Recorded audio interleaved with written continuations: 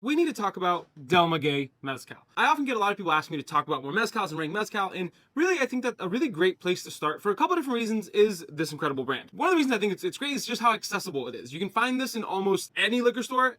If they carry mezcal at all, they will carry this. Del Maguey was the brand that 30 years ago really introduced mezcal to the United States market. Each of the mezcals that they bring to the United States are coming from a single village by the same people who've been making it for a very long time. So you have the Vida Classico, which is their most common. This one is made in Oaxaca, and this is made in the village of San Luis del Rio by the Cruz Nolasco and the Cruz Mendez families. They also make a couple of other Vida expressions, which is more like their classic entry, but then really where I think it gets very fascinating is where you start getting into more of their single village mezcal. So you have the San Luis del Rio, which is also made in the village of San Luis del Rio, but this one's actually like 47% ABV, whereas the Vida is 42. Let's give this one a little sip.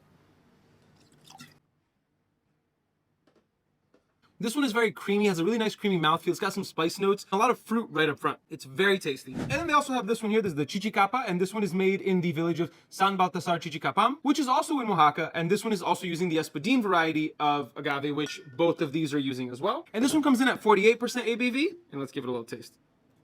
I love this one. Less spicy, less smoky, incredible hints of like chocolate and mint at the end. There's some good smoke at the end, but nothing crazy or overpowering. It's really nice to sip on, and one of my favorite expressions they make. And now to talk about probably my favorite expression that I've had of theirs so far, it's the wild jabali. And jabali is typically my favorite species of agave used in mezcal. It always produces some of my favorite mezcals, and this is no exception. This one comes in at 47% ABV, and this one is made in the wild, remote mountains of Oaxaca. Give this one a little taste. This one just has a crazy wild aroma. It's just like punchy, kind of like Parmesan cheese, if you will, like that, like almost like that nice kind of funk to it. It's got these incredible sweet notes. Some of that funkiness translates to the flavor. There's not much smoke.